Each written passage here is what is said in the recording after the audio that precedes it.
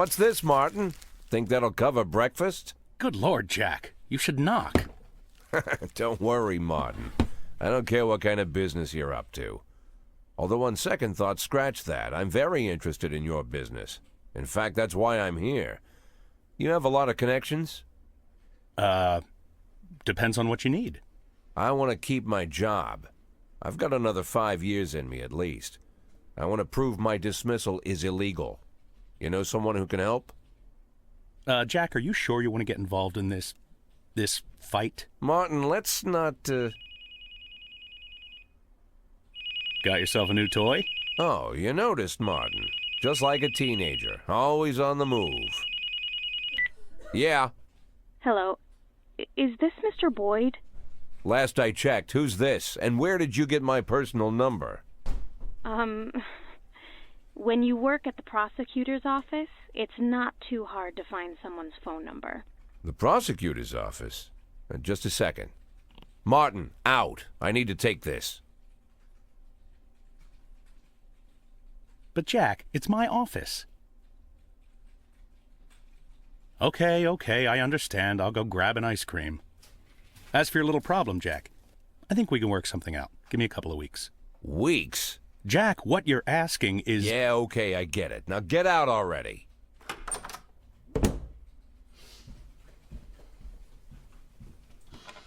I'm sorry, what'd you say your name was? My name is Lana Berman. I'm the deputy prosecutor of Freeburg. Well, one of the deputies. Not even the first deputy, to tell you the truth. How can I help you, Miss Berman? I don't know how to say this, Mr. Boyd. You see, Mr. Boyd, I'm in line to be the next prosecutor of Freeburg, and apparently that's happening quite soon. Soon? Shea Broom was just re-elected for a new term. Yes, but she'll be resigning in February. She's suffering from a heart condition, so she's chosen a replacement to carry out her term, and she chose me. You have no idea of the scandal, Mr. Boyd. I've only been at the prosecutor's office for half a year, and she chose me. It's incredible. That really is unbelievable, Miss Berman. But what's it got to do with me? Well, I understand how this call would seem strange to you, Mr. Boyd, but Mrs. Broom said she said that you have a lot going on, but you're the most honest official in the city. And if I really want to change the city for the better, and I swear that's what I want, then I should meet you. I'm afraid Mrs. Broom was exaggerating. Oh, believe me, Mr. Boyd, Mrs. Broom is not one to exaggerate. I'm sorry, Mr. Boyd, I need to run. Do you mind if I call you later? Do I mind? Let me think. No, I don't mind, Miss Berman. Thank you, Mr. Boyd.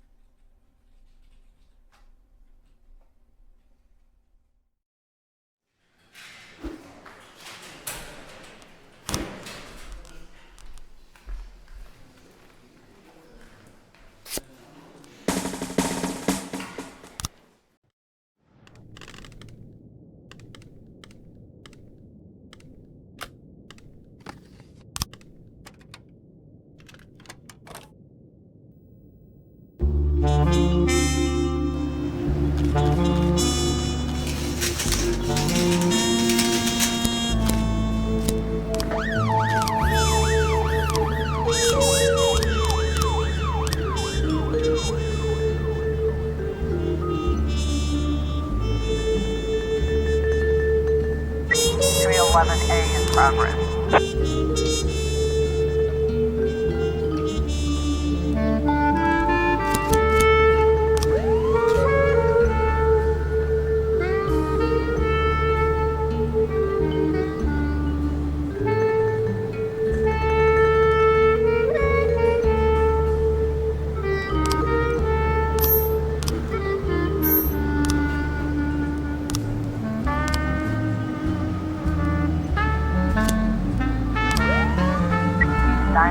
In progress.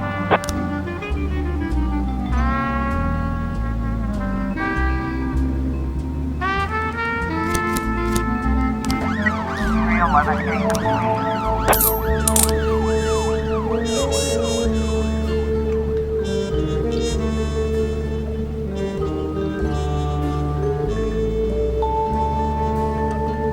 like we have a situation here.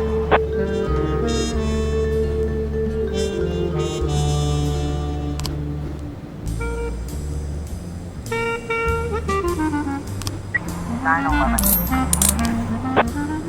1310 in progress.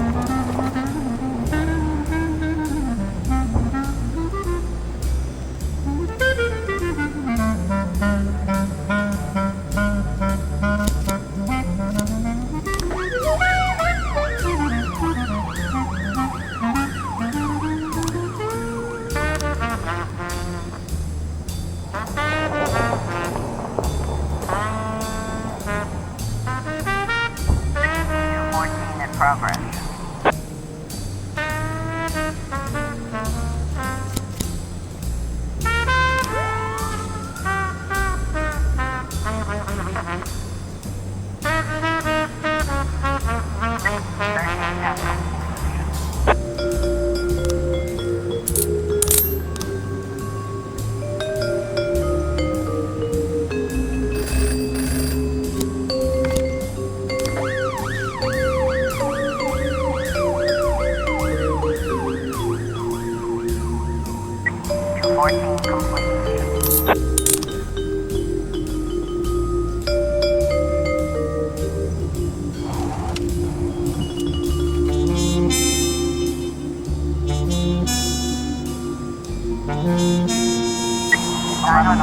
Progress. Progress.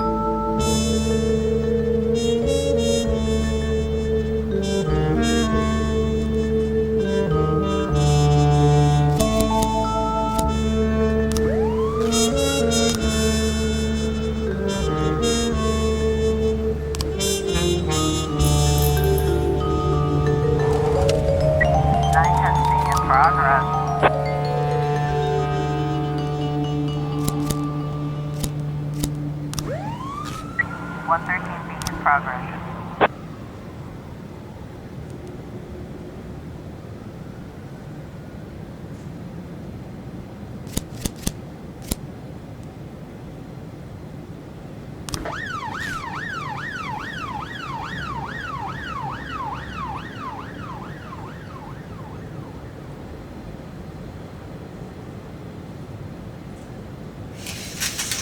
We've got a situation here.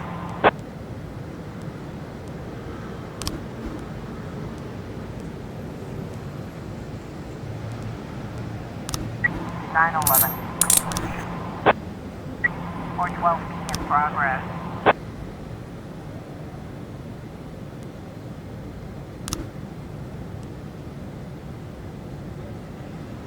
We've got a situation here. 910 feet completion. 130, 11, 11 feet completion.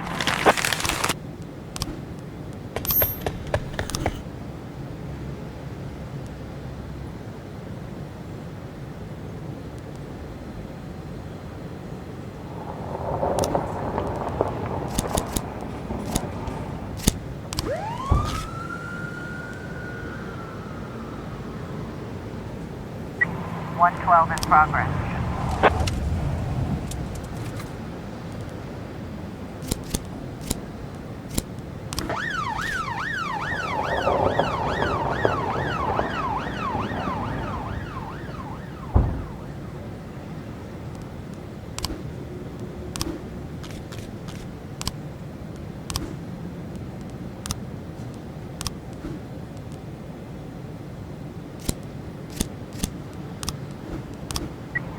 I was trying to raise 10. 412 feet.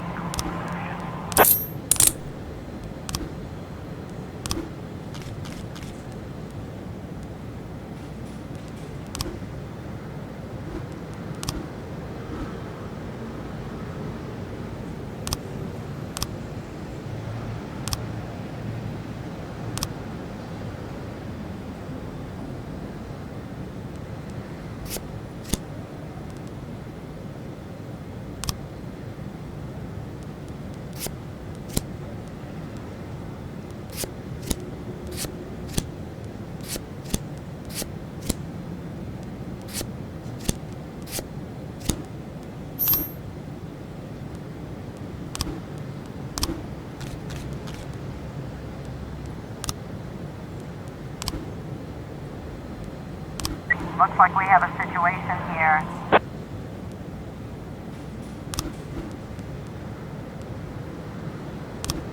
112 complete.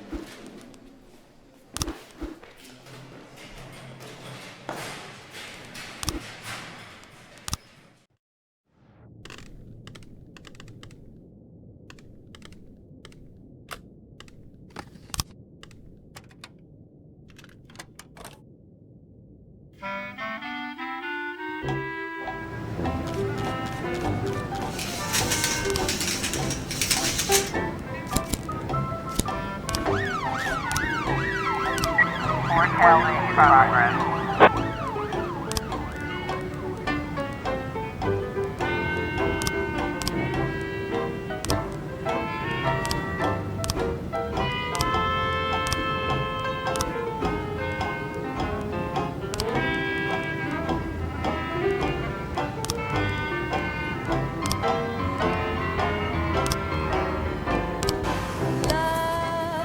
Love, oh love, careless love.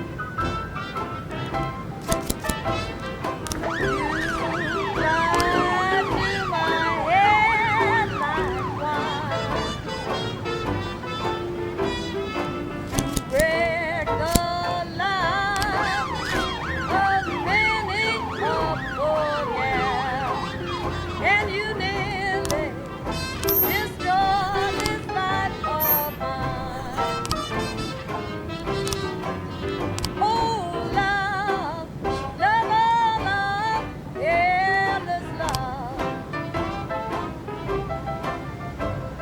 In your clutches of desire. Fill my heart with the Officer, it looks like we have a situation here. 412A. set my very, very soul on 210 fire. complete. What happened to me, honey? Well, now I wear my apron high. 450 in progress. When I wore my apron high. When I wore my apron high. And you never, no, you never do pass by. When I wore my apron low.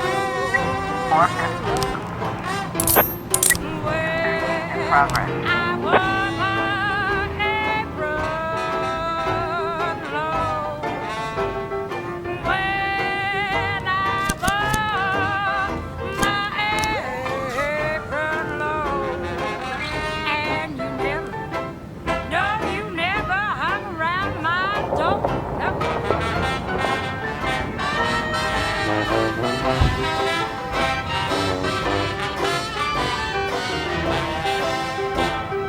910 in progress. Officer, it looks like we have a situation here.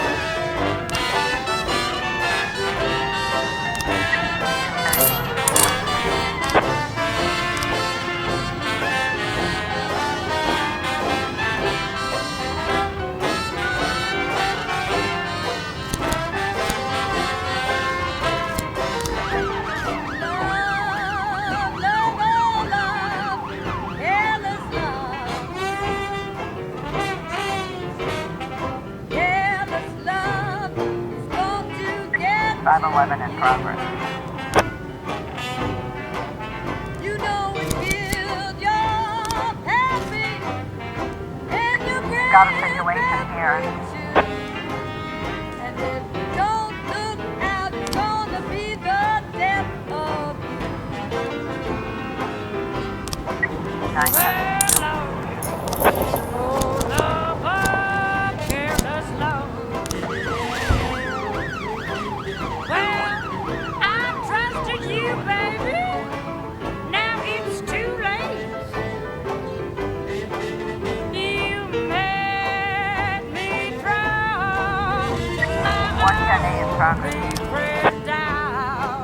That's why I just sing this song of hate. That I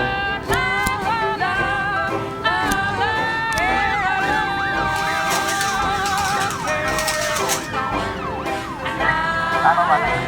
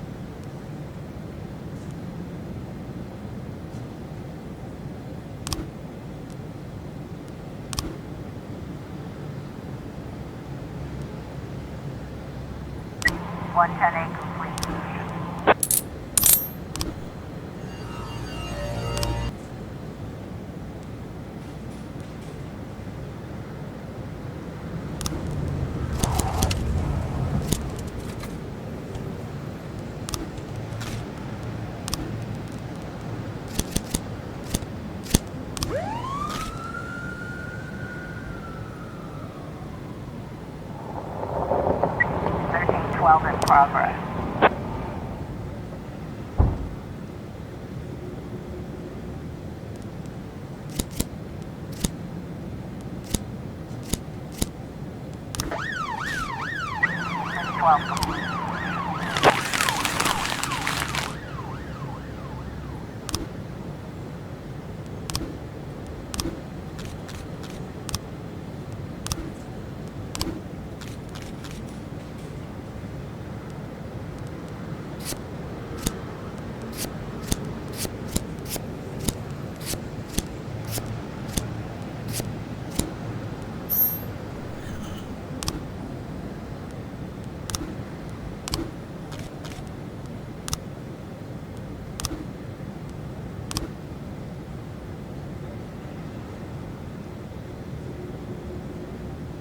Looks like we have a situation here.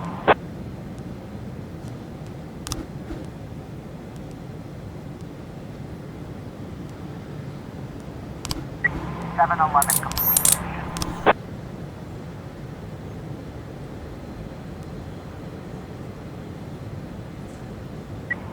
I was trying to raise 10-1. 1312.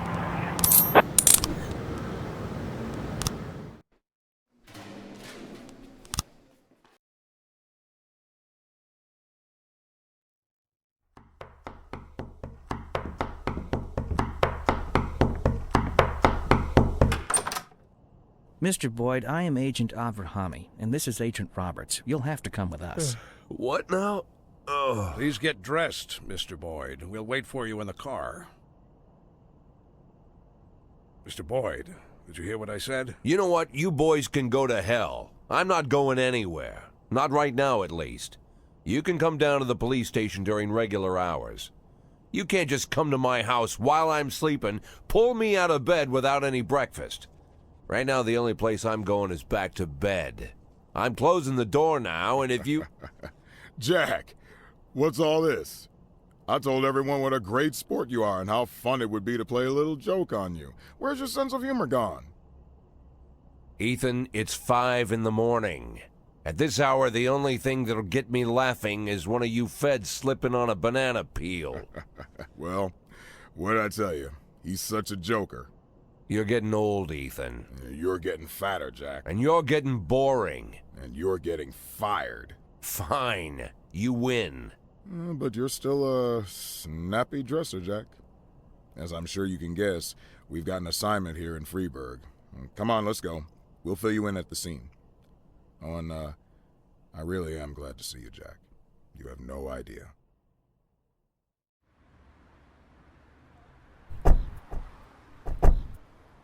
Meet Jack.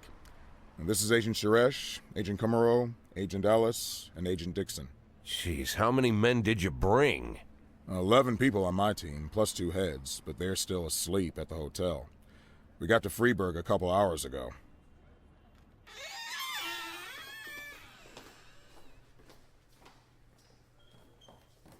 Actually, I was asked not to communicate with the local police, at least until the press conference, but, well, you're a friend. And by the way, you're lucky you didn't have time for breakfast.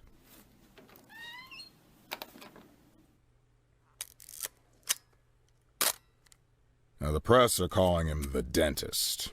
Just like every other fucking maniac, he's got his own stupid nickname. We spent 19 years chasing this guy. The M.O. is always the same. He kills young women in a small town, drops out of sight, and then reappears on the other end of the country with a fresh set of victims. He kills without hesitation, stuns the victim, then strangles her while she's unconscious. And that's when things get fun. He uses a power tool to ream out the dead girl's mouth. For 5 years, we've heard nothing. That's the longest break he's ever taken. Then 6 hours ago, we got a crazy anonymous tip that the dentist was in Freeburg, and he'd already committed his first murder. They even told us the address of the house. Looks like our anonymous tip came from the dentist himself, but that hasn't been verified yet. Oh, Dixon, don't go anywhere. So, Jack, listen. Dixon will take you to the station. You can bring your people up to speed. I'm looking forward to full cooperation, and it would be great if you could bag a criminal like this before you retire. A nice farewell. You know what I'm saying, Jack? Yeah, a nice farewell. And Dixon, Mr. Boyd will tell you where to take him. Come on, look alive. You're the police chief's driver today, if that's good enough for you. I'll come around to see you tonight. Buy us some beers, huh? But not that piss you normally drink. That stuff gives me wicked heartburn.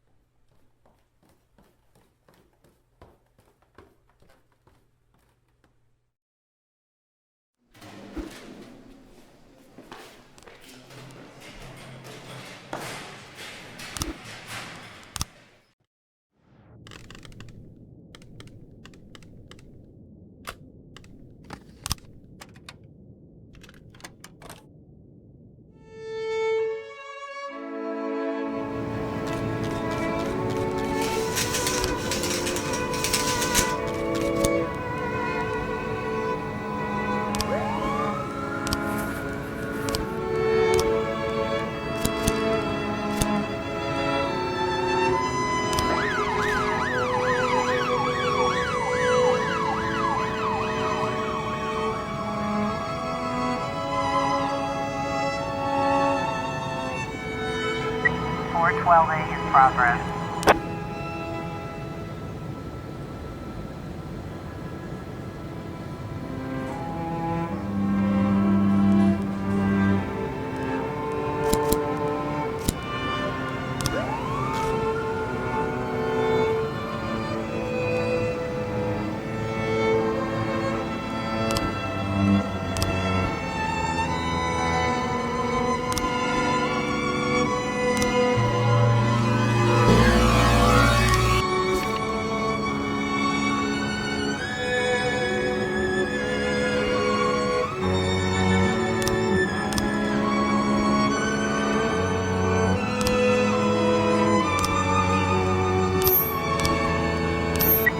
A in progress.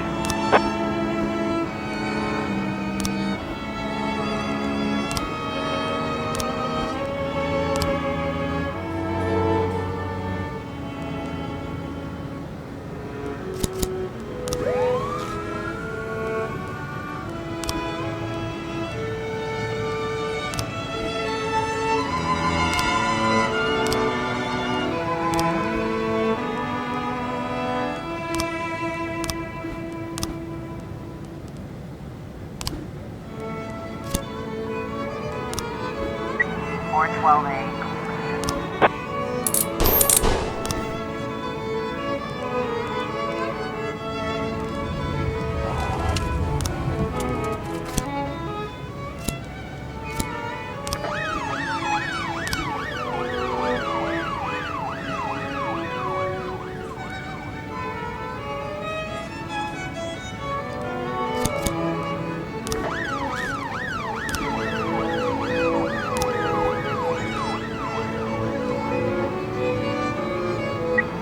A complete.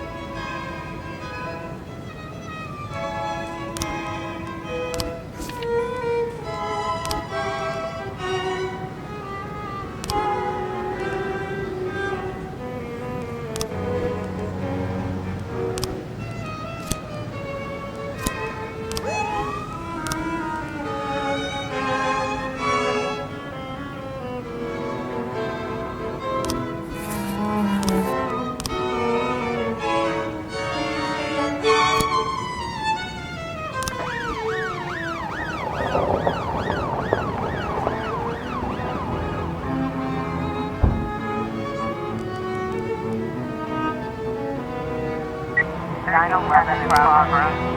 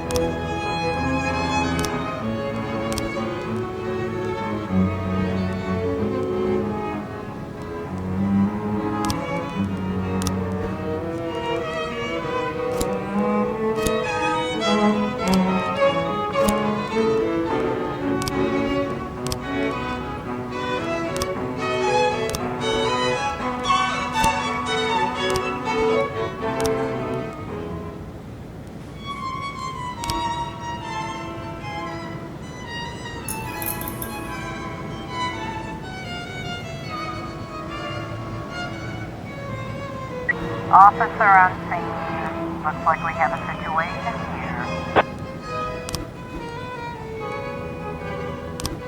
911. We've got a situation here.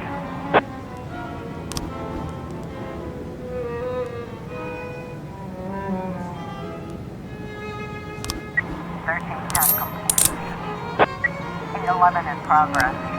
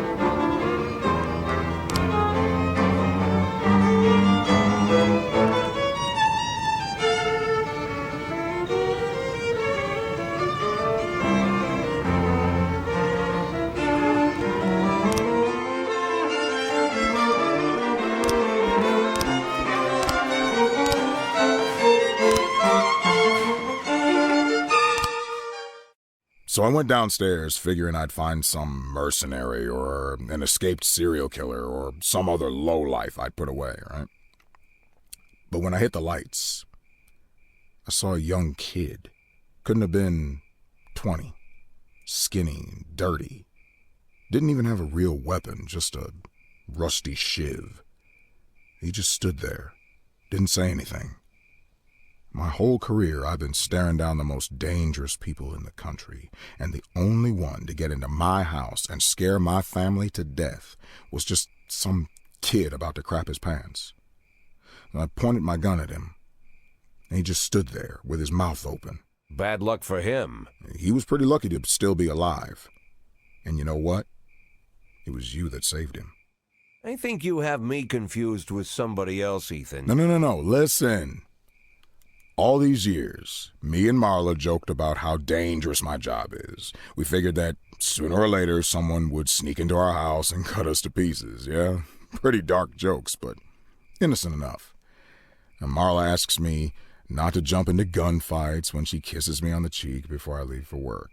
It's like we figured that if we joke about stuff like that, then it'll never actually happen.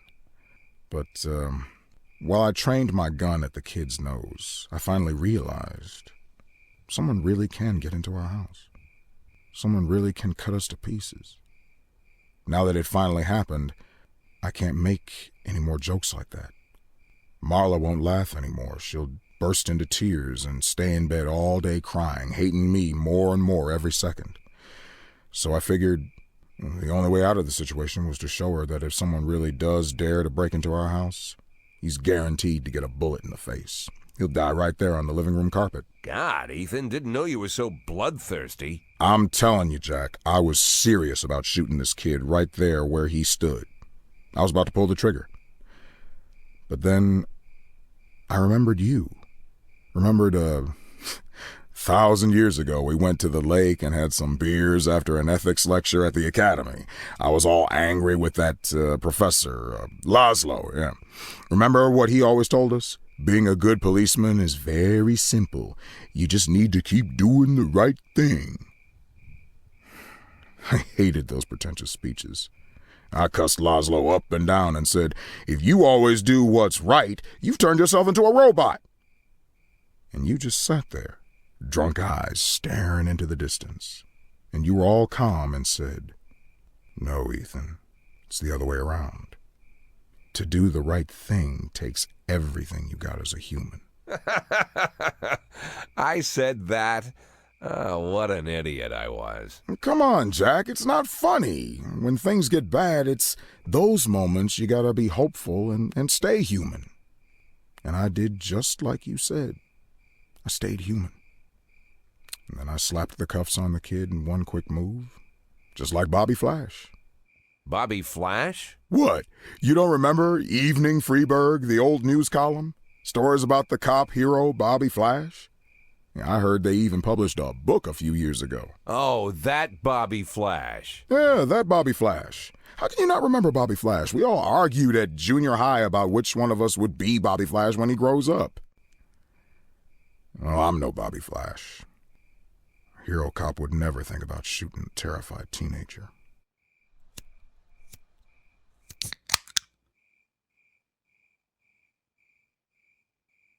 But wait a minute. If I'm not Bobby Flash, then maybe you are.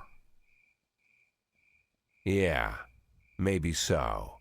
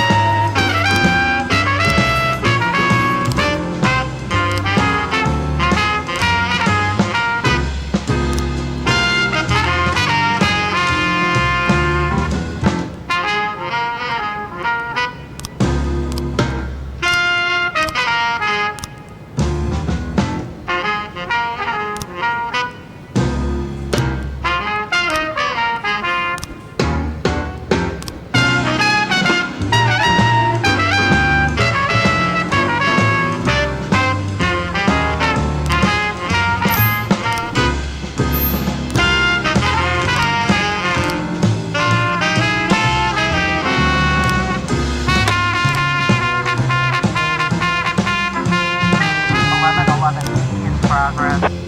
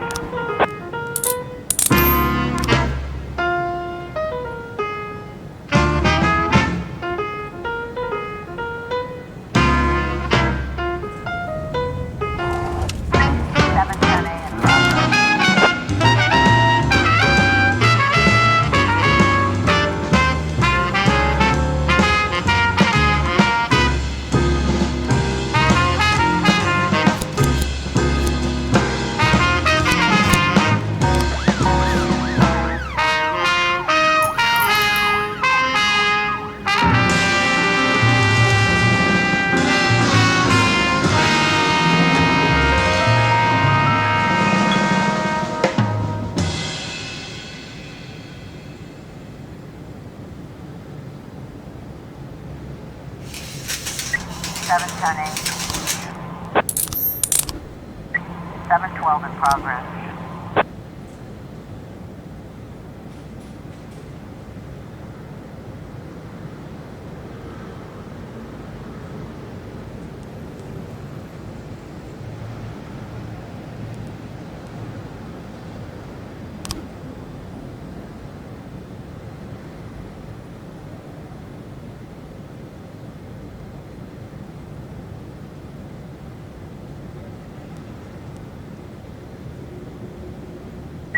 Forecasting in progress.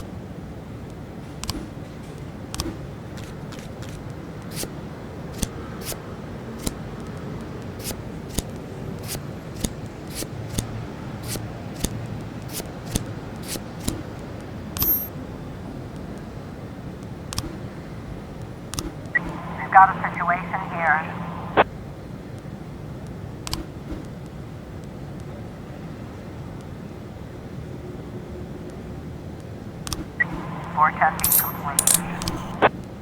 Officer on scene. Looks like we have a situation here.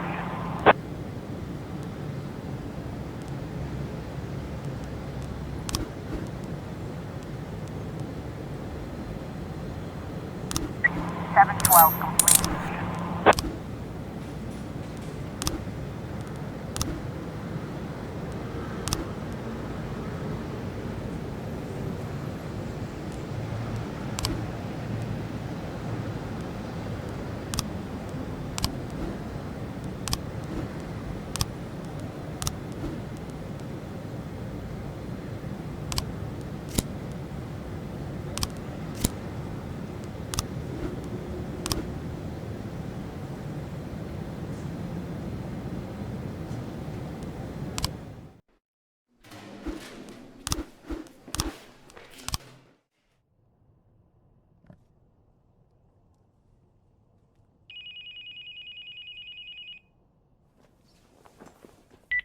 Boyd here, and I hope you have a hell of a good reason for calling me in the middle of the night. I'm sorry, Mr. Boyd. I'll call you back later. No, wait. You're the girl from the prosecutor's office. Lana, right? Yes, exactly. Oh, I'm so embarrassed, Mr. Boyd. The first thing Mrs. Broom told me about you is that you almost never sleep. I don't sleep too much either, so I thought I'd call you and apologize for last time. But it wasn't the last time, was it? Well, I've been going over our conversation in my mind, and I realized how stupid I sounded. You're the chief of police, and there's a strange girl calling you, saying she'll be the next city prosecutor, just to share the news, I guess. I must have sounded crazy. Not so crazy as you imagine, Lana. When I learned I was going to be police chief, my parents were already dead, and my only friend was working 1,000 miles away from Freeburg. Wife and kids were relaxing on a distant island in the middle of the ocean. Took me 6 hours to get a hold of them. But I had to share the news with someone, or I would have gone mad. All the more because I was surrounded by half a dozen cops who figured they were ahead of me for the job. I figured you were feeling about the same. It's like you're reading my mind. Now I'm like an outcast here. Most of them still think that Mrs. Broom was joking or trying to show her deputies that she's in charge of appointing her successor. But I know it's no joke. For some reason, I didn't doubt it, Lana. That's probably why I'm calling you. I know it's selfish. I'm sure your wife isn't too keen on girls calling you at night. My wife and I, well, we're not living together. Maybe I'm the loneliest man in town, and that's why you called, to talk to someone even lonelier than you, huh?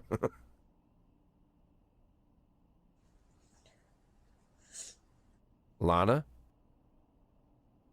You know, Mr. Boyd, maybe I'm an idiot, but until this moment, I didn't realize how lonely I am. Well, you're in luck, because now you can call me anytime. But if you do, you'll have to call me Jack. Jack? It'll take more than one phone call to get used to that. Well, we're not in a hurry, are we? True.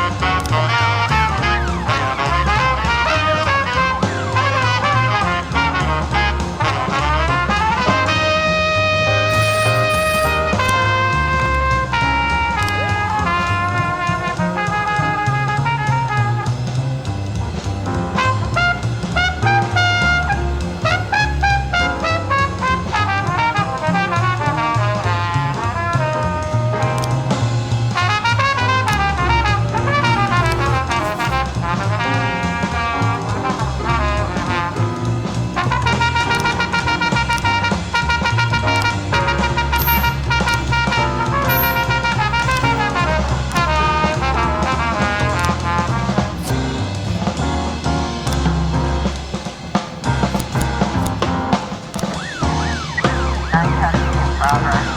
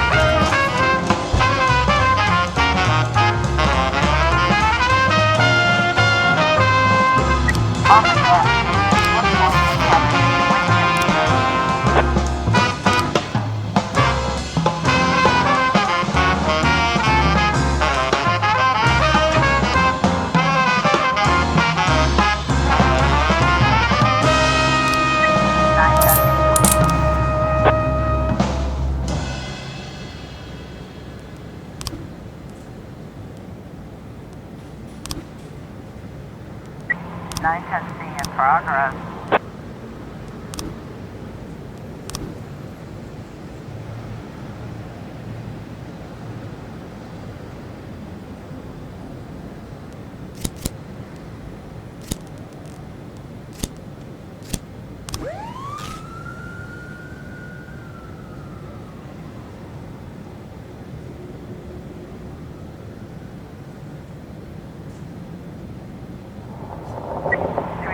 A in progress.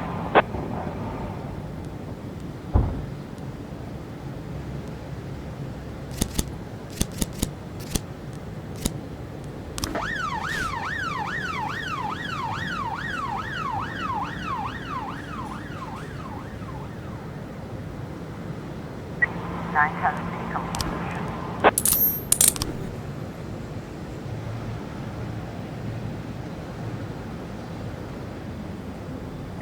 311A complete.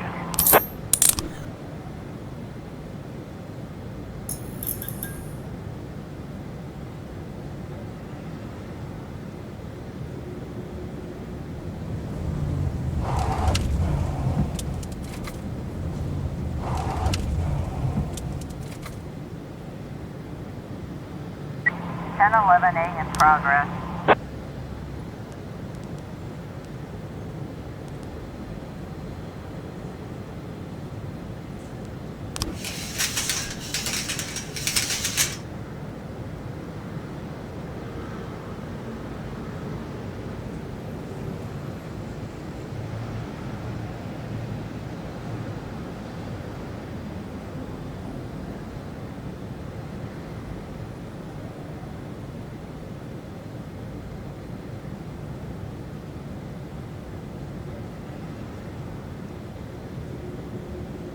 Ten 11A complete.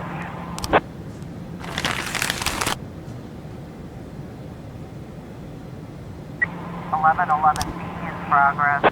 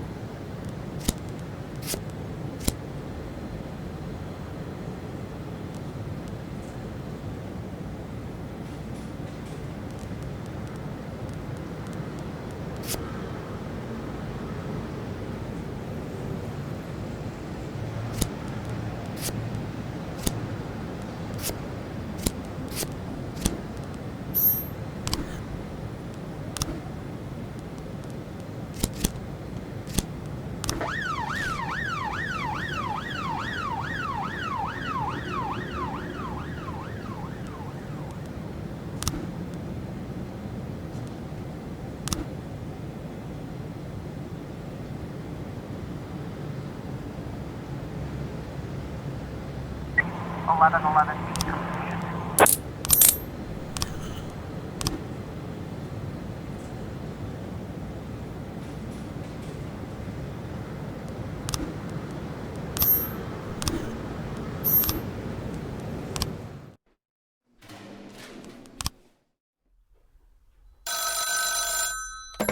Boyd. Well, finally, Jack. I've been dying to reach you these past 2 weeks, but I thought I should give you some time to recover your strength. How are you feeling? Better than ever, Mr. Sand. Touched by your concern. Well, I hope this doesn't sound too sentimental, Jack. But while you were laying in a coma, I thought about our last meeting many times. It was such a fascinating conversation. You said it yourself. You're a true hunter. No, Mr. Sand, it was you who said that. Was it? Well, it doesn't matter. What is important, Kendrick told me a lot about you, Jack. But I suddenly realized that he didn't give me the whole story. Why is it you only want half? What are you talking about? Well, why is it you only want to make half? Not a whole million, just half. Not 100,000, but 5. It's a very specific figure. How did you arrive at that number? Well, I was looking at a house a couple hours outside of Freeburg, down the river. I figured to buy it, move the family, and set everything up, I'd need right around 500,000. It's not my style to take more than I need. Ah. I must admit, Jack, I imagined all sorts of reasons, but none of them were close to the truth. Are you disappointed, Mr. Sand? No, not with you, Jack. Quite the contrary. I respect you even more. Well, I'm glad to hear that, Mr. Sand. And now if you'll excuse me, I have to go home and get some sleep. Of course, Jack. I just...